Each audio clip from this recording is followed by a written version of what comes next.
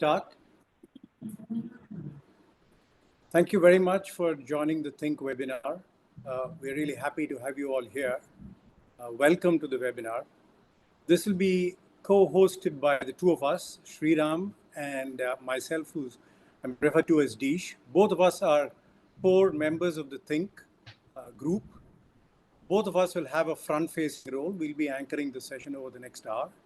We have two other core members, Saili and Rahi, who are at the back end providing the support. In order to make the best use of this webinar, I would like to go through very quickly some housekeeping rules. Firstly, the duration, we were hoping to start at 5, now it's 5:05, but we will end at the dot of 6 o'clock at the hour. We respect your time and your interest in this webinar. However, if some of you are interested in staying longer, then we'll be available for further question answers. But the webinar will formally close at 6 p.m. But we can continue informally after that. So if you have additional questions, we strongly encourage you to stay on. Now, as we are going through the webinar, if you have any questions, please post them in the chat box. Now, we already requested for questions when you signed in. We have kind of taken those questions in to our session itself, and we'll try and address those as we go along. But if there are other questions that you have, please bring them in as well. Now, both your audios and videos have been muted in order to give you a very engaging experience. We just thought that it's best to mute everyone so that everybody who is engaging in this webinar will have a clear audio and video of the two anchors, as well as in terms of what we say and what we project. We strongly encourage you as participants to provide a feedback at the end of the session.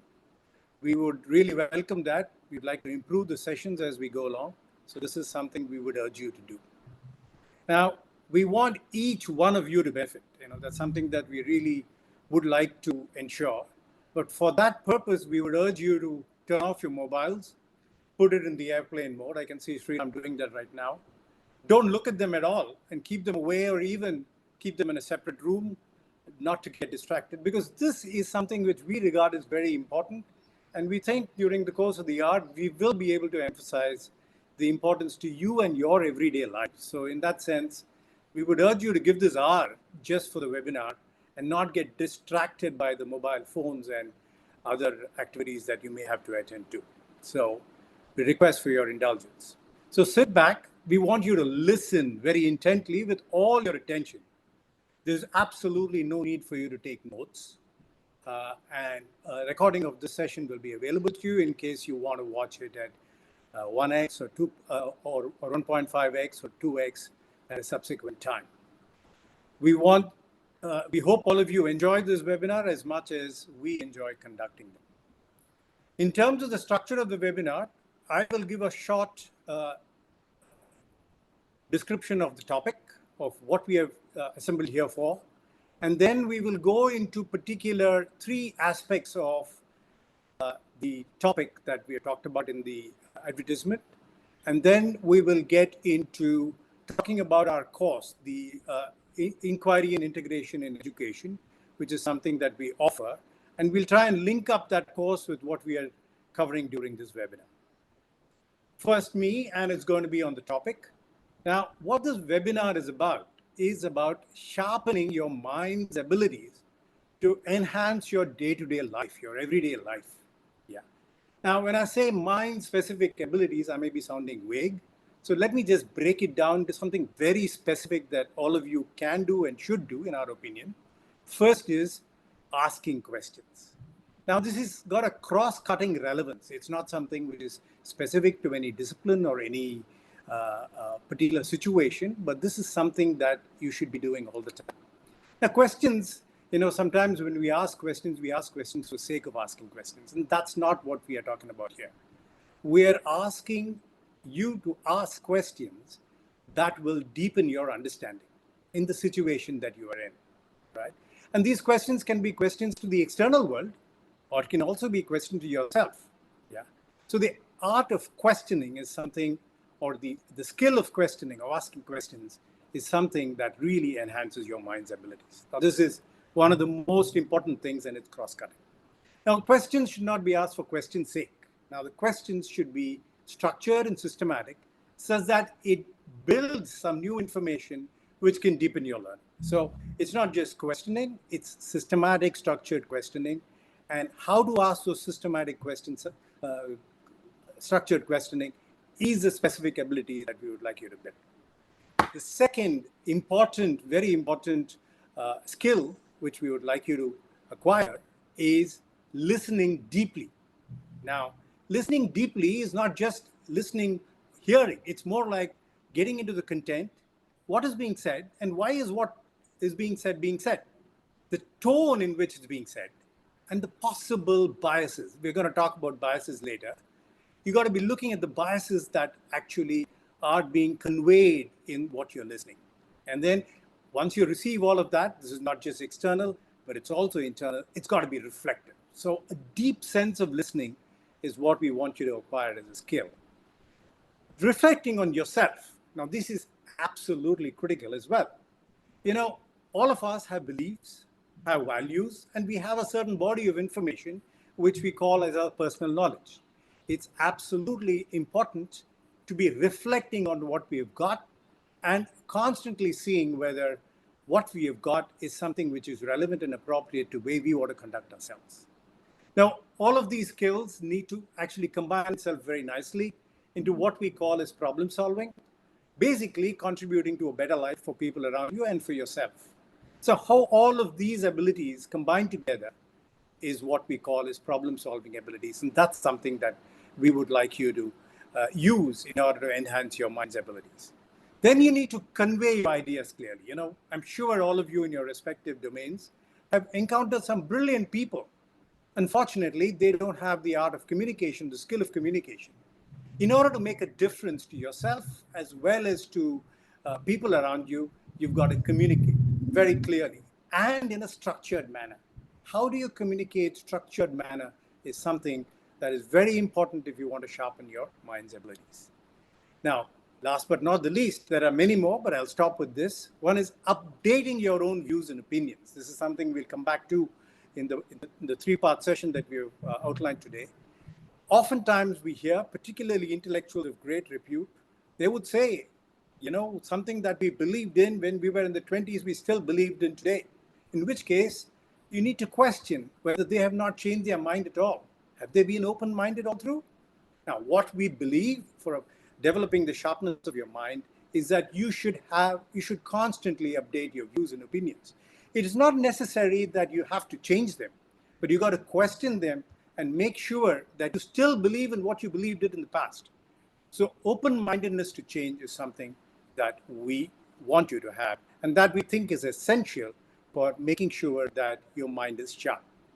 Now, this webinar is going to make a case, hopefully a very strong one, for you to consider building these abilities and related abilities in yourself, right? We believe that these abilities make a big difference to us. And you can engage as well. And this is something that can be nurtured. You don't have to be born with. It's something that can be enhanced. And this will lead to a more professional and better personal life, yeah, including being a better parent that you will see in the session as we go along. Now, this has happened to the two of us. It's happened to Sriram, it's happened to me, it's happened to a number of us who are part of the Think fraternity now, and we would like to share that with you. And we believe that all of you could imbibe it and could develop it. Over to Sriram for engaging in the first part of the three-part webinar that we have for you. Sriram, over to you. Thanks, Deesh, and welcome you all. For the sake of, we don't have much time, so we have decided on three topics. The first one is about the information overload that we are facing on a daily basis from the newspapers, from TV, from social media, as we call it. The second topic is about confronting our own biases. And the third topic is about parenting. These are the three topics that we thought we would pick in a rather random manner. There may be equally important topics we need to dwell on, but for the simple reason that we don't have much time, so we have decided on these. We'll take up the first one, which is about information overload that we are facing. I'll just share screen for a moment.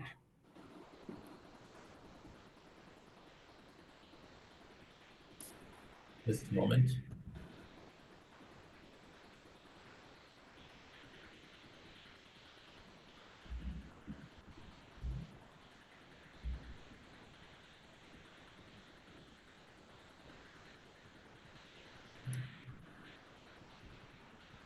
Yeah. All right. So we face information. This is supposed to be the age of information. So we face information from sources which were not there before. We have social media, we have newspapers, good old fashioned newspapers, we have TV, we have probably many other channels. We have something called WhatsApp University now. Uh, Information is being we are being bombarded with information all the time, and at most what is happening is some kind of a sifting of truth from falsehood, the so-called truth from so-called falsehood, news from fake news. This is seen to be a great endeavor. There are websites devoted to sifting news from fake news, and all that is being done is to see whether something is true or something could be true. But we need to go much beyond that, because our views are being manipulated in a way which is far beyond just the binary division between news and fake news.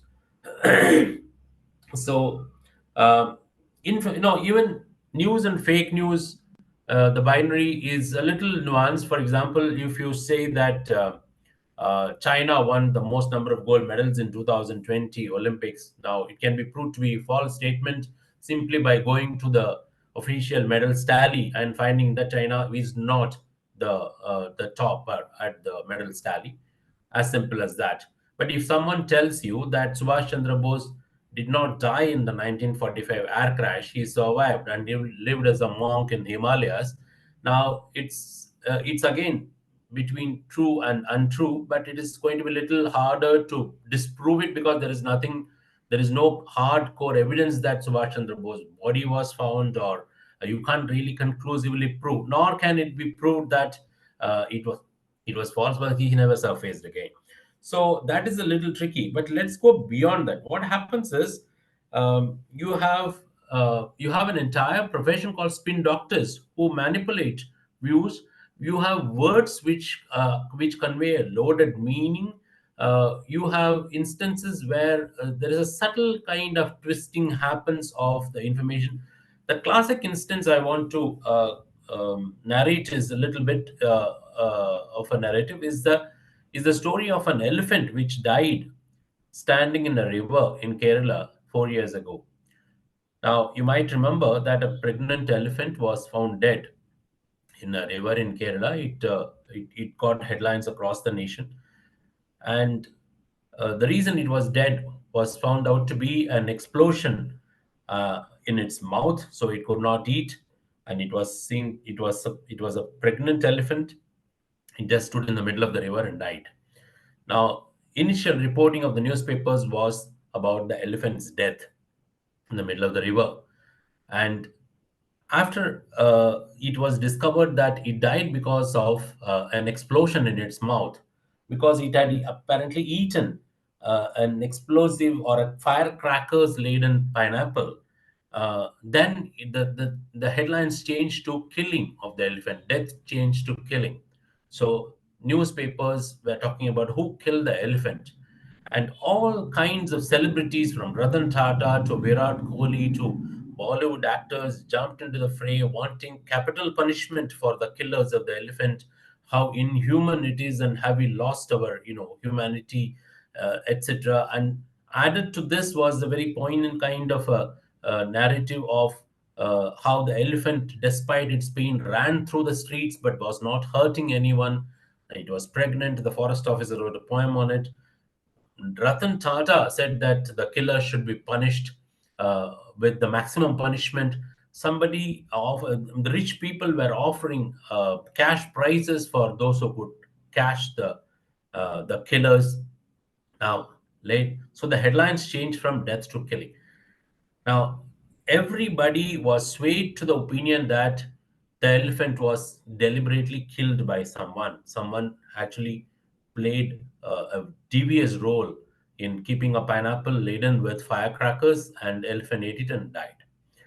Now, later on, it was discovered that the farmers in the area actually used firecrackers to drive away the wild boars, which caused enormous havoc to their crops because they cannot afford fences. The fences are very expensive.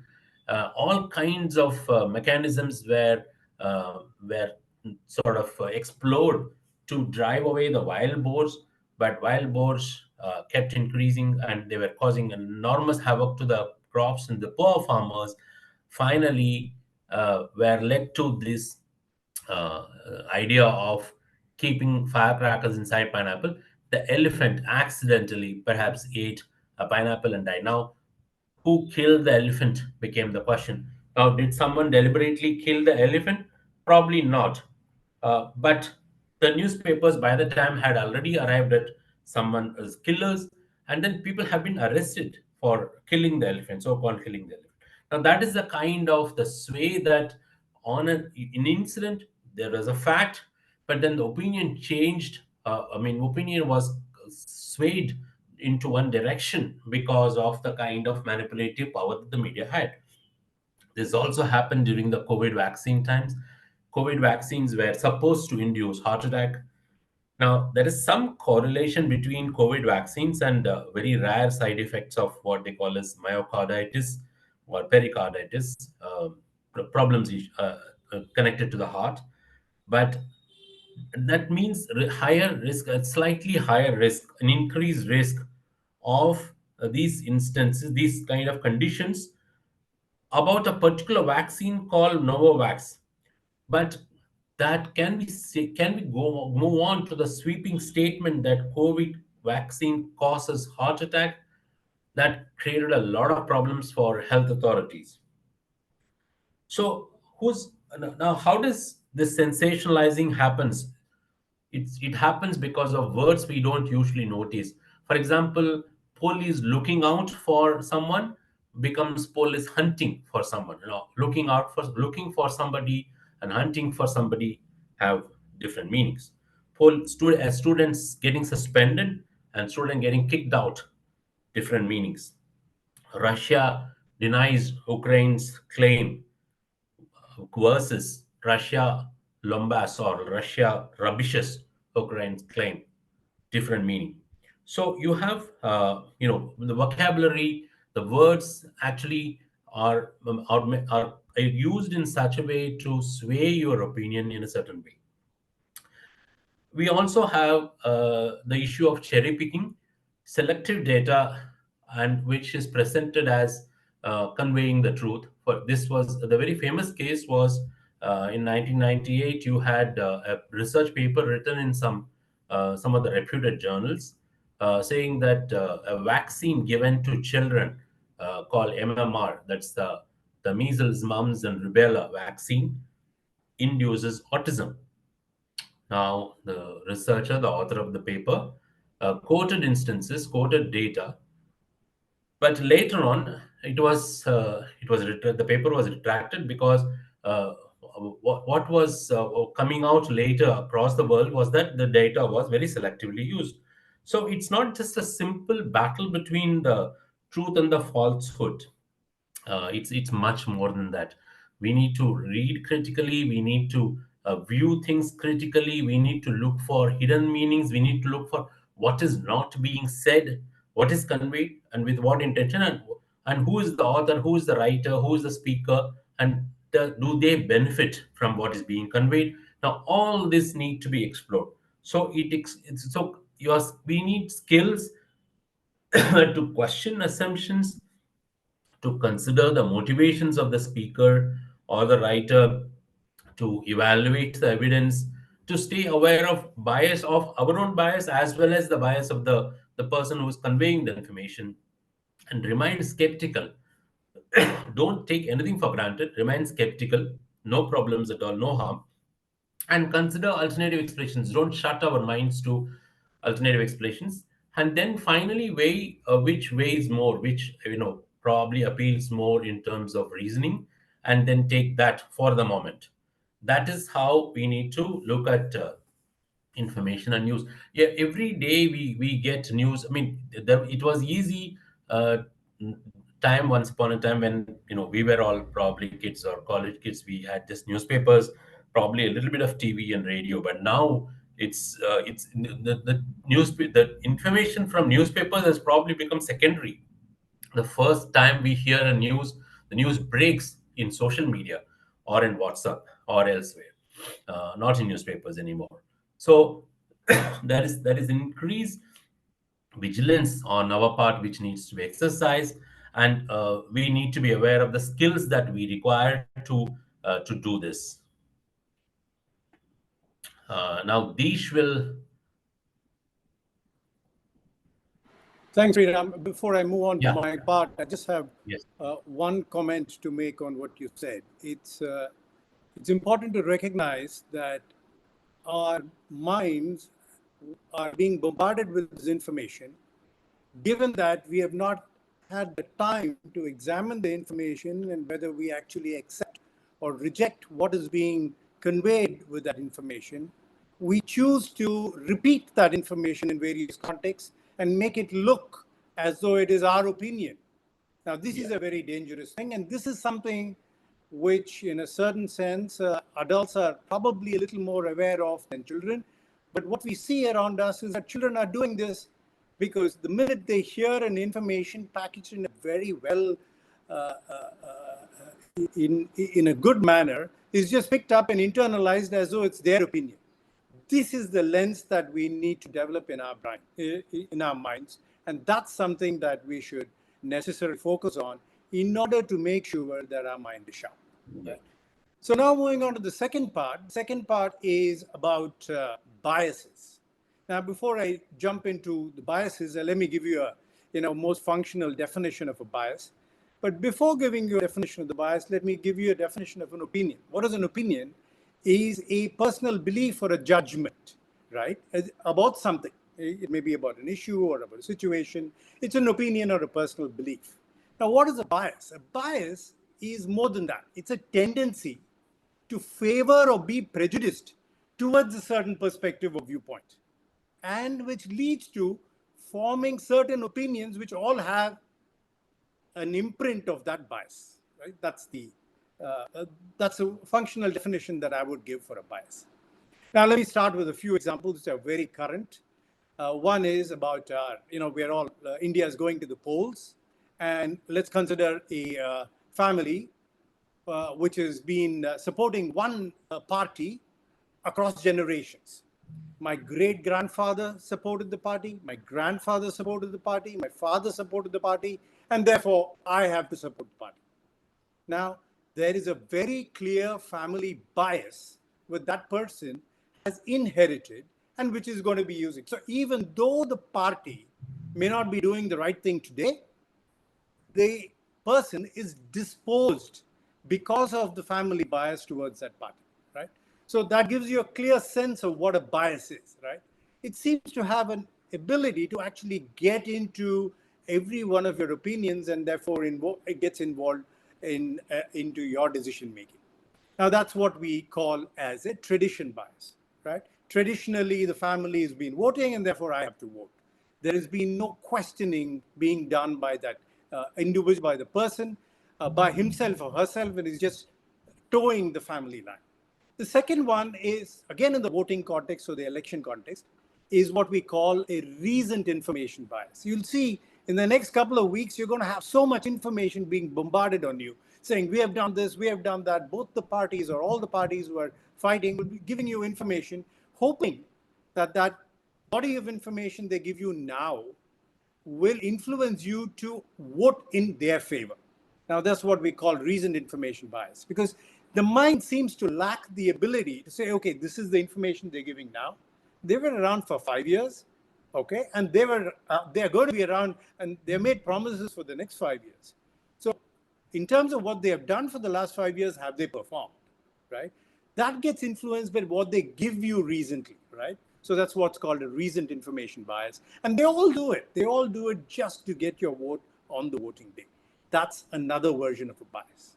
Again, going with the times, we have the IPL, which is going on. Every day we have a team selection, which is happening. In both the teams, we have to have the playing 11 and the impact player being selected.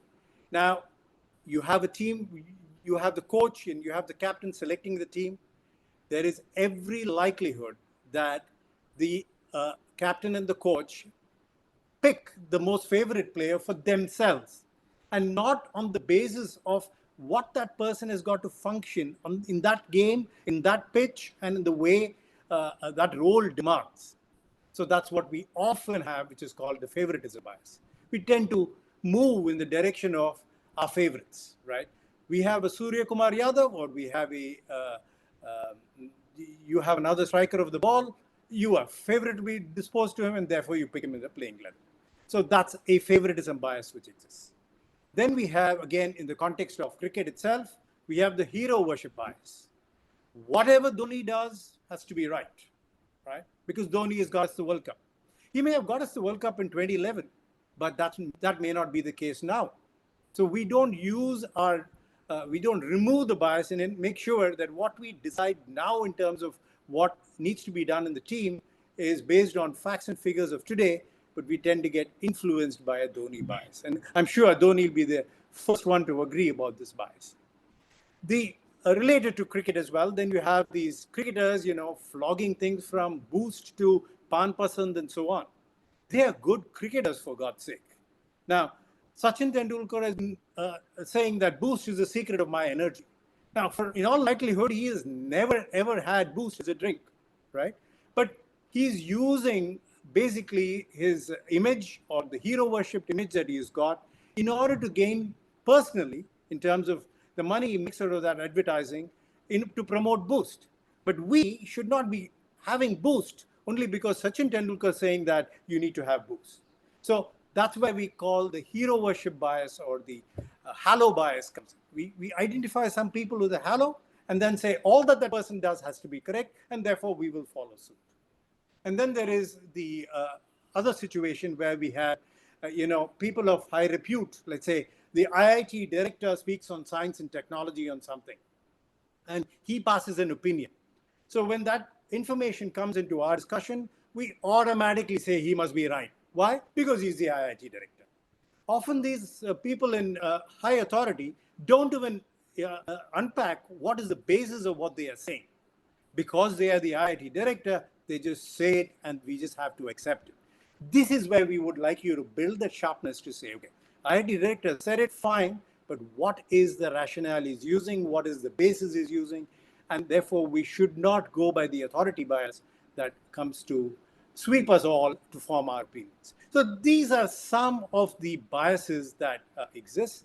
Now, having said that, I need to give you some tips on how we should work towards unpacking the biases or to kind of get rid of these biases. Here are a few tips to consider, and these are the abilities that you need to build. Firstly, each individual has got his or her own biases. It's very individual centric. Yeah, you need to spot your own biases. Now, one way that I do it very periodically is if I jump into an opinion very, very quickly, then I pause and say, look, is this being influenced by a bias, or is it really based on my examination of what exactly should my opinion be? Have I looked at all sides, all perspectives? That's how I spot my bias. And then I hold myself back. Now, it's not important that you spot your biases across everything. Now, obviously, if you start doing that, you may not have the time to do everything. There are certain things which are more important than the others, right? So you identify what's more important for you. And then for those things, you have to develop the art and the skill of actually figuring out your own biases. Spotting your bias is absolutely important. The next is, once you spot your bias, you need to go deep. You need to figure out where you get the bias from. So I gave you the case of the tradition bias. That's coming from that person's great-grandfather, right? So then that person has to go into the bias at some level of detail to figure out, oh my God, I'm just saying it just like my great-grandfather would. Now, is this something that I should accept as my own, right? That's the in-depth understanding of the source of the bias that you need to figure out for yourself. Then you need to, after you've done that, you need to identify what are the attributes that are most important to you for your own decision making or your own opinion forming in the context of that situation.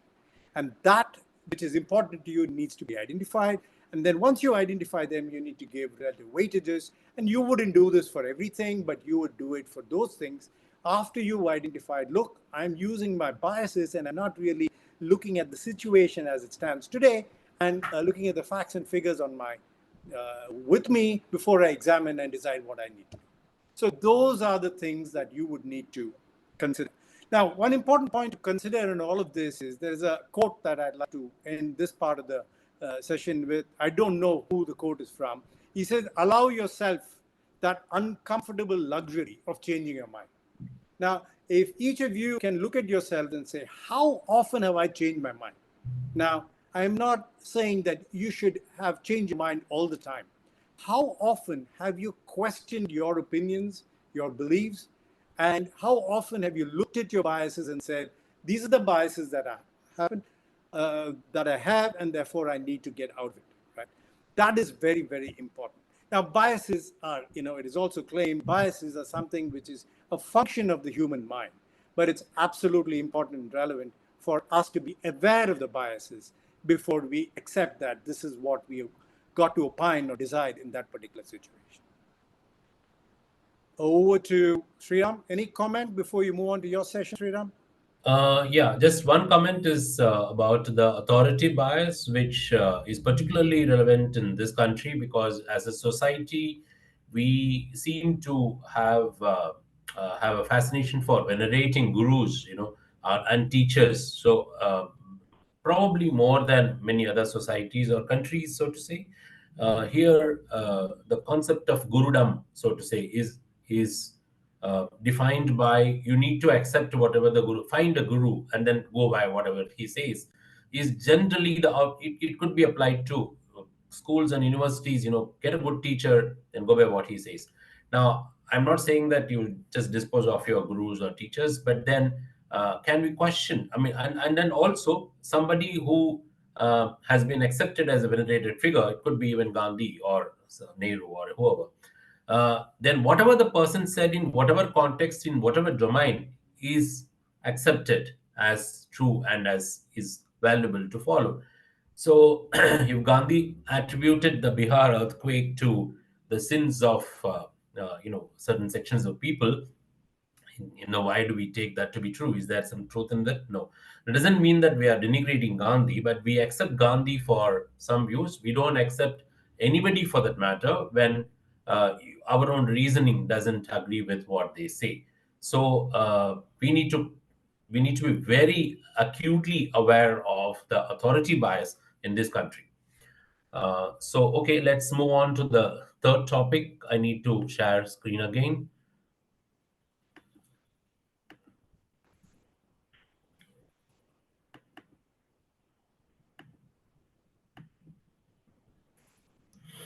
Um,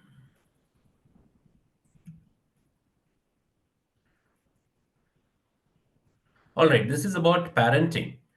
Now, parenting at some point of time, probably when we were children, parent was a noun, not a verb. To be a parent was parenting probably meant getting children.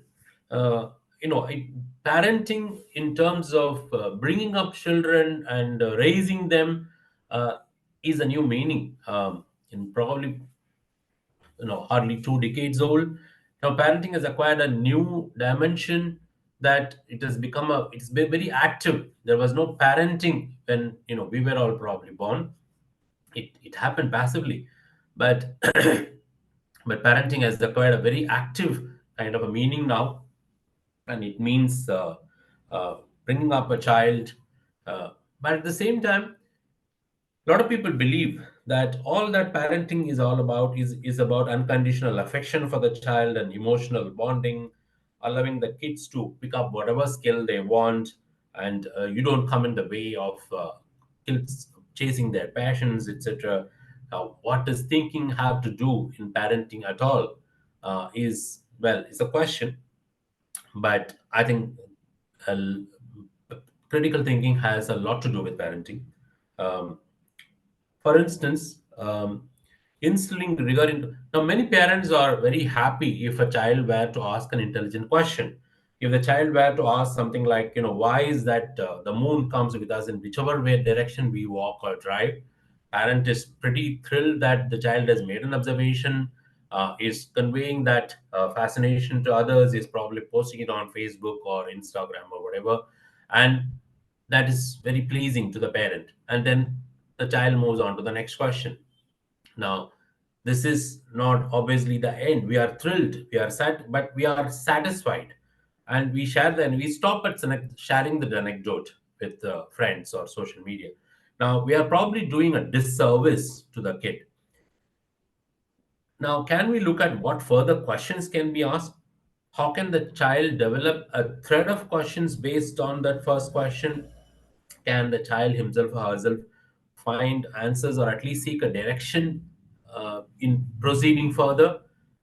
Else, there is a danger here. The danger is that over time, the child will figure out that, if he or she does something, ask an intelligent question for that matter, the parent will be pleased. And then that will leave the parent satisfied. And then the child can go on to do his or her own thing. So children are brilliant manipulators. They often adopt this. So this is actually a disservice or a trap, so to say, that getting pleased by a child's intelligent question and stopping there, not instilling the rigor of following it up, allowing the child to explore, finding out the answers, at least direction in which the answers can come from, what we call as the inquiry process, not Googling for an answer. Now, another point is managing our own emotions. Are we controlling? Are we regulating the child, or are we setting limits? Are we acting thoughtfully, or are we acting emotionally? Uh, how are we dealing with the children? No, are we looking at ourselves? Are we introspecting when we are dealing with the child? Again, a question to ponder over. Encouraging independence. Now, there is a certain time frame over which we need to gradually push the limits of. Ultimately, parenting is about enabling the child to live without us. At some point in time, we are going to be gone, and the children will be around in the natural course of time. So, parenting is all about equipping the children to live well when we are not there anymore.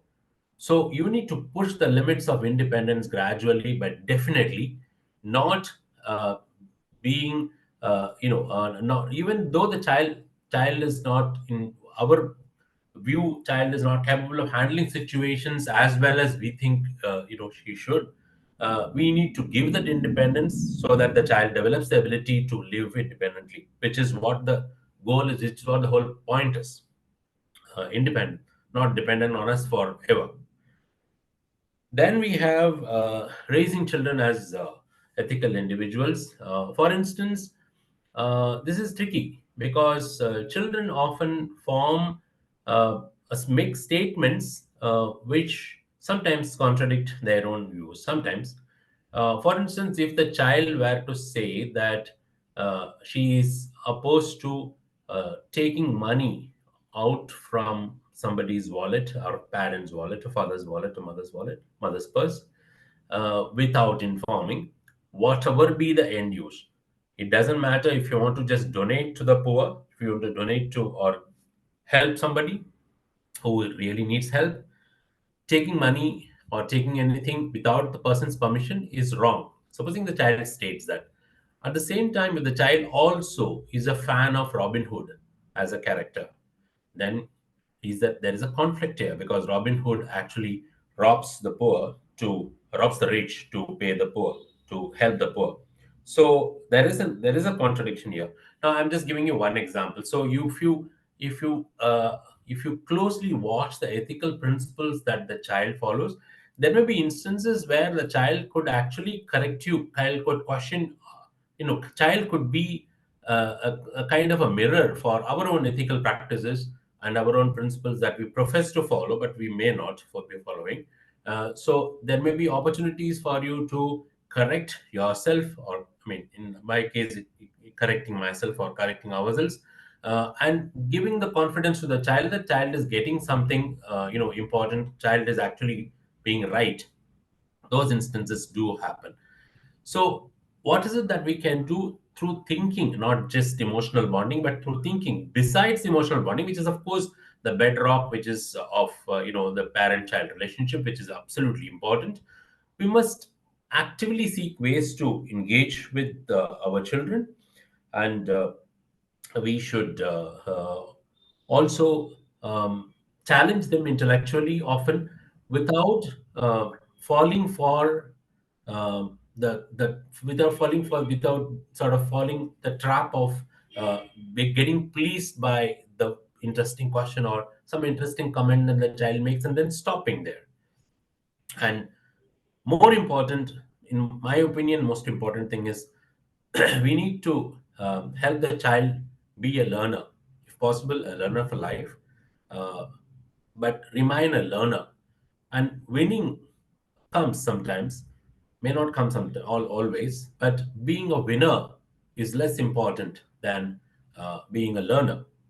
So I think that broadly um, gives my view of the role thinking has in parenting.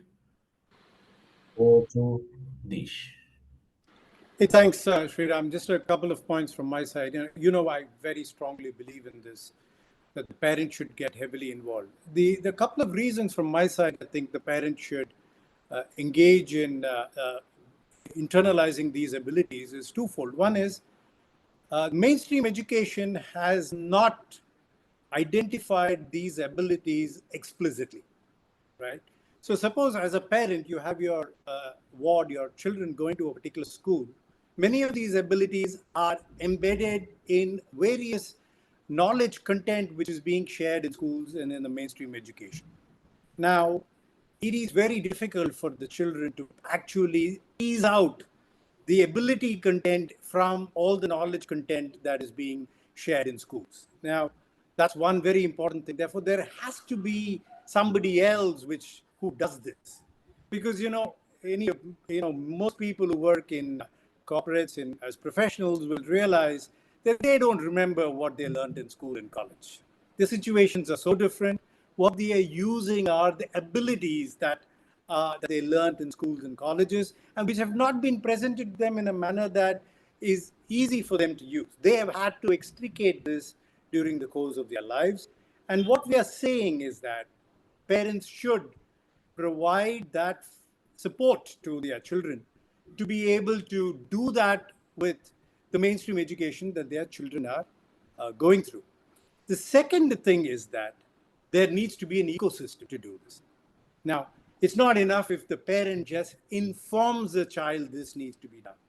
Children learn from their parents by seeing what they do. So, unless the parent himself or herself does it and visually sees, oh, this is how it's done, then the imbibing of that skill or that ability is so much more effective in the children. This is something that with people around us, we have seen that happen. It's not something that we are talking in the air. We have enough empirical evidence to show that there's an importance for having an ecosystem at home in order to be able to develop the thinking and the abilities that need to be unpacked during the children's education. And that's something that has to be done with parental support. Would we have any questions that we would like to deal with now? I think I have one here. Sriram, there is one question which says, are there areas where one should not use critical thinking? Aren't there things, matters of faith? You did mention about gurus and all that. So let me just pose this question to you. I, of course, have a word or two to add, but I'd like to hear your point of view first. I'm not sure whether there is any area which is beyond critical thinking, because the assumption we go with is that anything is questionable, everything is questionable, and at some point of time, you should be able to, whether we are okay with questioning that and going by the conclusion that we arrive at. For example, you may be you may follow a particular religion, you may want to, because it may give you a sort of an emotional comfort if you just follow certain ritual. Now, I may not see much meaning in that. I may find it completely meaningless, but for the sake of, uh, you know, because the habit, it's been a habit, tradition in our family, it's so strongly embedded in me that I would like to follow it. I would not like to question it. uh, Go ahead and do that, but be open to questioning that, and be open to changing at some point in time in your life. I don't think anything should be beyond that. Whether you, if you arrive at a conclusion through critical thinking, whether it should change immediately or whether it should change later in life is up to you. But I would not put anything beyond questioning. I would not use the word critical thinking here, but I would use the word questioning. I think you should subject everything to question. Any further questions, Sriram? Is there anything else that you would like to pose? I don't have much to add. I think you covered all that I want to say.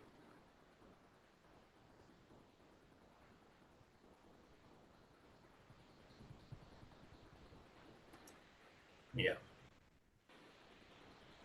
I just want to add that beyond the three topics, we can use thinking skills, and we use thinking skills in everything that we do, whether it in, looking at a particular treatment suggested by a doctor, whether it is choosing a place for buying a house, or choosing a location for holidays, or whether you're putting your child in a school, or whatever, deciding on careers, deciding on a particular kind of reskilling or upskilling or re-educating yourself.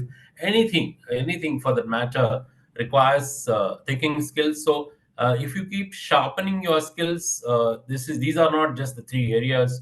You are likely to be benefited across domains. And across domains, we need sharpening of skills, given the kind of world that we are living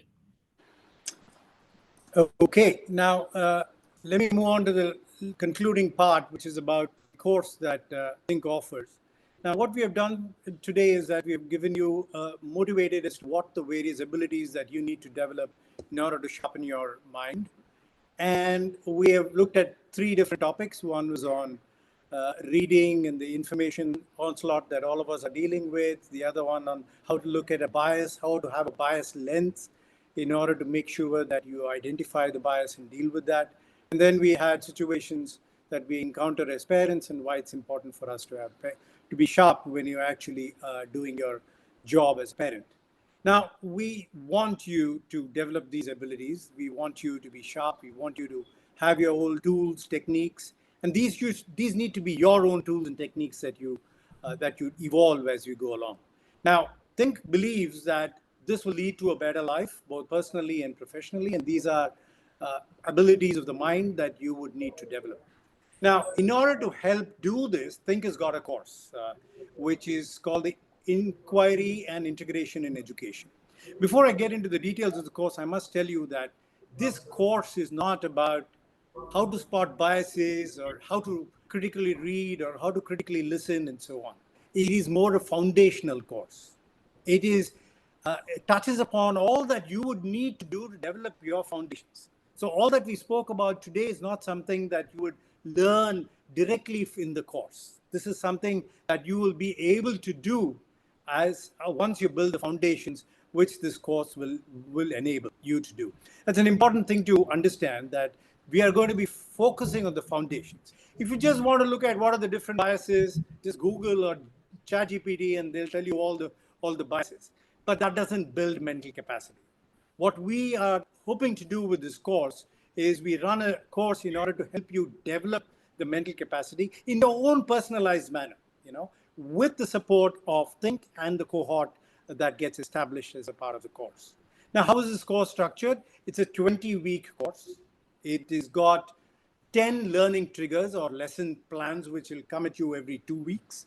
This is basically documentation in a PDF format, which will reach you, and you should have to read it inside out, top to bottom, bottom to top, as well as you possibly can, and then reflect on it.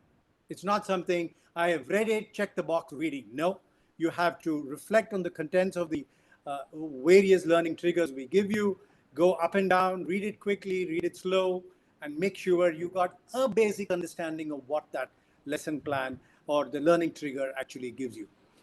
Then there would be what we call think abouts, which are questions on the course, which on the questions on the material that you read, and we will have discussion forums where you need to engage on the various topics that we bring about in the discussion forums. Now, there will be online meetings periodically, and we are hoping to resume the in-person meetings as well, whether it's going to be in Pune or in Chennai or in Bangalore. If we have a reasonable number of students or participants in the course, then we will get on to actually having in-person courses, in-person sessions, in order to enable your understanding of the course and in order to help you build your own abilities as a part of the course. Now, in terms of the time that you need about 3 or 4 hours a week. Frankly, the more time you spend, the more you will benefit. If you're doing the course well, when you're doing the first lesson learning trigger, and then you do the 10th learning trigger, you'll go back to the first learning trigger and say, what did I learn there? And then go back to the 10th and say, what did I learn here? And try and interconnect all of that. So that's something that you would constantly do. But we do believe that if you do 3 or 4 hours per week on the course for those 20 weeks, you will do reasonably well in terms of understanding the basics on which you can subsequently build on. Now, the course fee, it's completely voluntary. While we wish we can offer it totally free for everyone, we live in the real world, and we have realized that it's not something that we can always do. So what we did is we came up with a method which actually we came up with based on the past participants who said, look, you're generating so much value for us, and there has to be some mechanism for us to pay you back. So we have devised what we call a voluntary fee system, which you can look up on the web. I think my colleagues would have posted the URL for the course. So take a look at it. Basically, you can pay as much as you can afford and pay as much as you think you derive value from the course, right? It's just to keep us going. We've got this to you at this time, but we want to continue this course over the coming years. So we need to have some basic funds in place in order to be able to do that. Now, if you are looking for a certificate to do this course, then you're at the wrong place.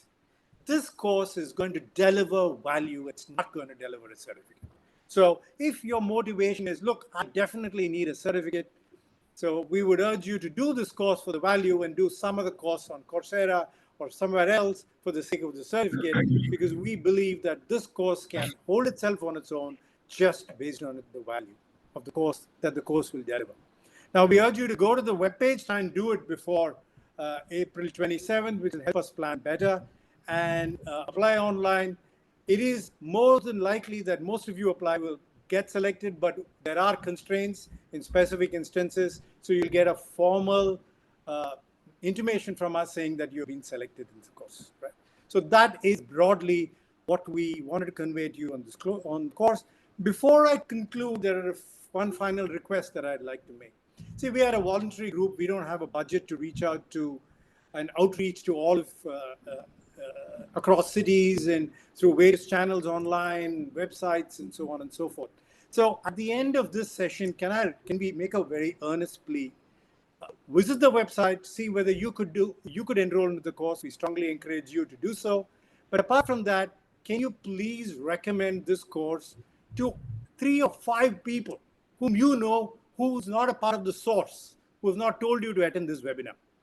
The reason I'm saying that is both Sriram and I got to know of this course through somebody who just blindly forwarded me the information without even reading what the course was about. And we benefited greatly. So we would urge you to do that. So we request you to identify 3 or 4 or 5 people who you think may benefit from a course like this, apart from yourselves, of course, and send it to them, send them the URL, and ask them to consider the course. This recording is going to be on on YouTube. You'll be able to access it. So as soon as the recording reaches you, you may even like to forward the recording to the concerned person and urge them to consider doing the course. Right. With that, I conclude the webinar. And as I indicated earlier, both Sriram and I will be available for any further questions that you may have. We'll give a couple of minutes of a pause, and then we'll stay on screen and we'll answer any further questions that any of you have. Thank you very, very much for the time that you've given us. I promise to end at the dot of 6. It's 5:59. I'm glad that I've been able to meet to it. thank you once again for the time, and we respect your indulgence in spending the hour with us, and we hope you would join us and participate in IIE 2024. Thank you all. Thank you all. There are some questions on the chat box. Do we take them up now? If the participants are going to be around, we can deal with them. That's right. We'll give it a couple of minutes and then we'll deal with them. For that session, I think we should request them to unmute themselves. And in fact, if they want to show themselves on video, we'd be more than happy to see them as well. And we would be glad to answer their questions face to face. Hello, sir. Good evening. Can I ask a question? Go ahead, Vidya. Yeah. Thank you. So thank you very much for the interesting session. I have been kind of subscribed to your newsletter and thereby got to know about the IIE, and I'm also planning to submit for the course. So one query I had was about during the 20 weeks course, whatever the learning material, so are there some kind of context where we will apply in our own environment, that domain that we are working on based on the inquiry process, or will it be like a standalone kind of a framework which is designed for like the one size which will be like everyone will be participating? So my main question is like, it will be can I customize and apply my domain need with respect to the inquiry, or will it be a generic framework? Sriram, you want to take it on? Yeah, okay. Now, I don't know, which domain are you working in? So I am actually an educator, math educator, and I Okay. use the inquiry-based learning a lot. And I'm interested in this course because I think that this will make my learning methodologies, pedagogical methods that I deploy with the children in a more rigor way. So that's Okay. why the Now, question is coming from that context. okay. Now, let me tell you, the first thing is that you need to change the view from now. You have certain material which you have already decided that that is what is of value and you want to convey to your children in the class, maybe necessitated by the textbook or curriculum. But now, how much of this course is going to add value to that content? If that is what you are looking at, I would think that is not exactly an optimal one. But what you should do is probably engage with the content of the course so fully, it will automatically give you an idea of how best to deal with what you are doing in the classroom. Okay. So you don't necessarily have to base your classroom material first and then see what you can pick from Yes. the course and put in here. That will make it a kind of a khichdi. That won't Yeah. work. That might not Yeah. really work. But So when you if engage the in the inquiry part, you may have to relearn a lot. The notions which you thought were absolutely, you were absolutely correct, or you were told by textbooks or authorities, or you learned in a particular way, you may have to relearn some of those things as we did. So give yourself a total freedom to indulge in open-minded. the course, be open-minded, take whatever you can from the course, just immerse in yourself in that, and Okay. then see what emerges. That will definitely be of value. I'm not able to say what exactly that will be, but that will be of value for your classroom. Yes. Okay, sir. Yeah. Thank you.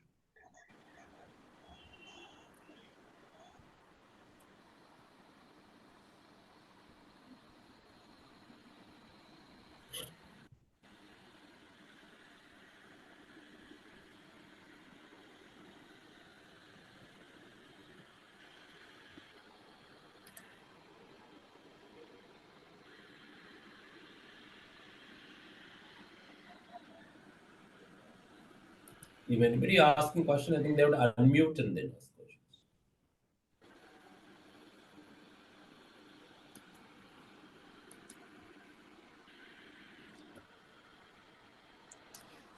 You know, it's interesting that we've got about 20 odd people who don't have a question, but they're very keen to listen to questions that are being asked and answers being provided. Isn't it? So maybe we should just ask a few questions ourselves Yeah. so that But they what will is benefit from that. Oh, well, There were we have questions in the Murugavel chat now. box. They have disappeared, is it? No, I think Or on Murugavel, the- go ahead, Murugavel. There were quite a few questions on the chat box. Murugavel, did you have a question?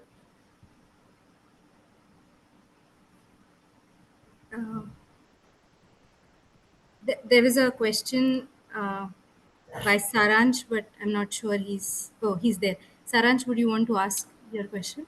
Yeah, can you hear me? Okay, so we just take.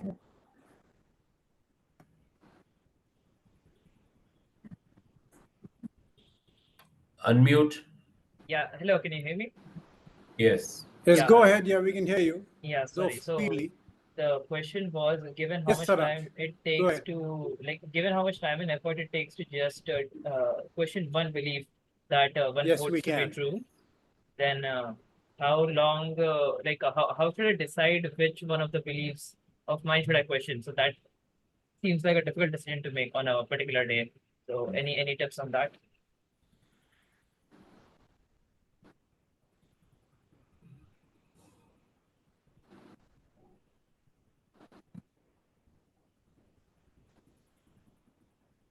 Hey, you know what? That was an excellent question. I mean, I must say that this is something that we confront always.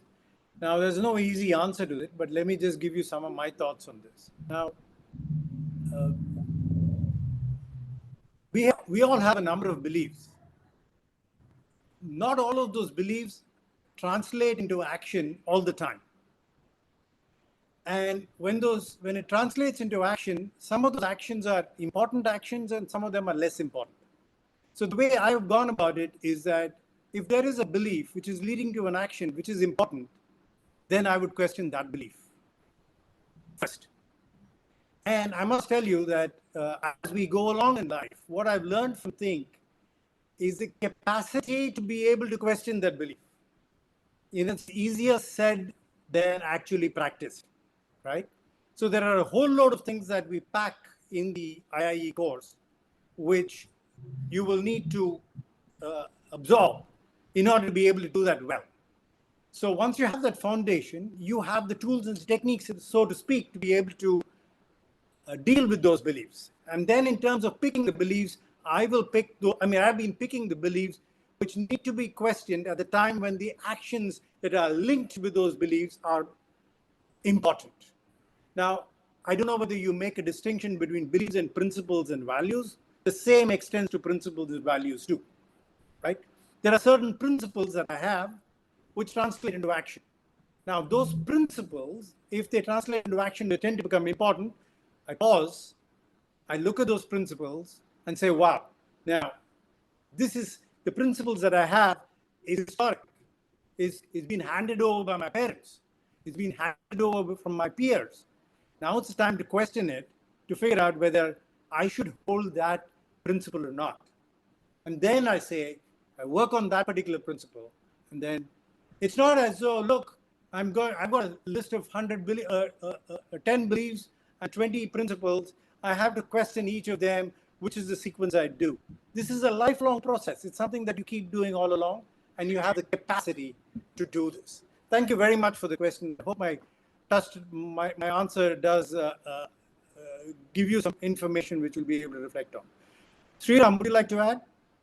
Just one point is that holding on to unquestioned beliefs, principles, values might give you a sense of certainty, whereas questioning might push you into this uncharted territory of ocean of uncertainty.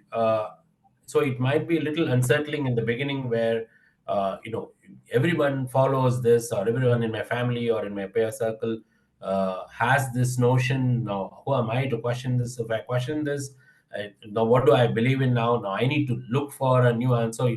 You may reject a particular principle or a notion which you have held, a belief which you have held, but you may not have replaced it with something, and you may be still in the process of reasoning out something.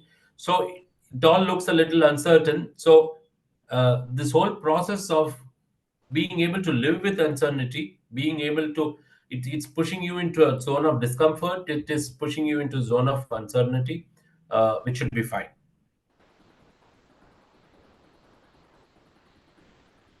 Hi. Hi, my name is Rajeshwari. I had a comment come, if you treat it as a question, it'll be okay. I've noticed that many of my groups, informal or slightly formal also, the ground rule is no politics, no religion. Let's not discuss these. So as a result, what I find is all my doubts. Sometimes you were talking about, you have to think deep about what your bias is, and I find friends and family are sometimes mirrors to your bias, or at least lead you to question it. Uh, those opportunities, at least in my circle, is less now because everybody is so scared to air their thinking. I think as a generation, broad statement, maybe we don't know how to talk to each other about any sticky situation or our own thinking. Um, so it's very important children do, or at least they learn to do so. It's a lifelong process. That's all. That's what I needed to say. Thanks, Rajeshwari. Bang on. Absolutely. Agree with you entirely about the way things are going. That's probably because the mainstream education does not really focus on these abilities to the extent they should in order to develop a culture of debate and discussion, which doesn't lead you to be very emotionally turned on because of the outcome of the discussion.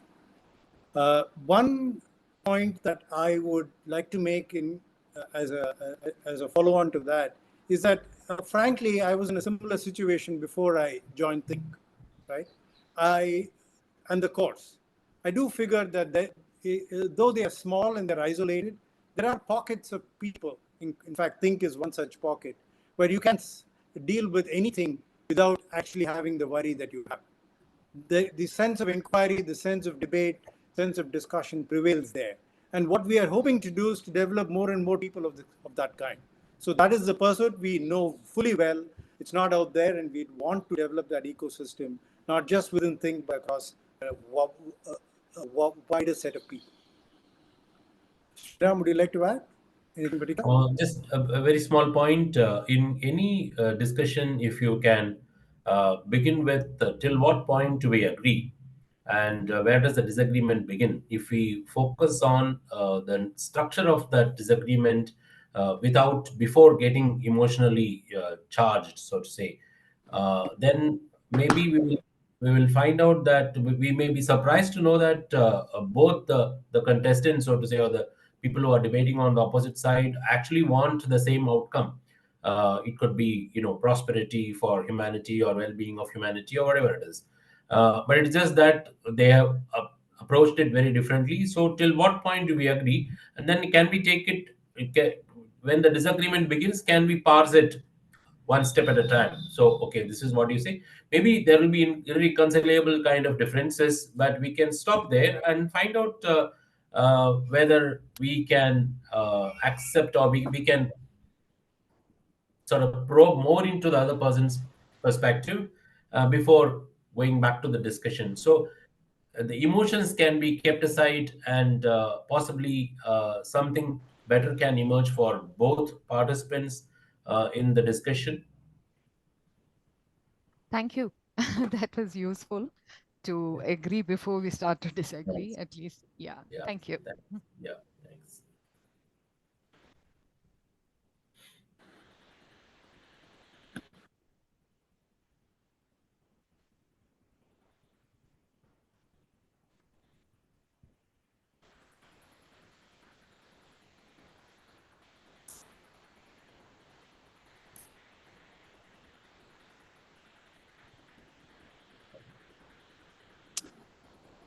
So should we call it a day? If there are no further questions.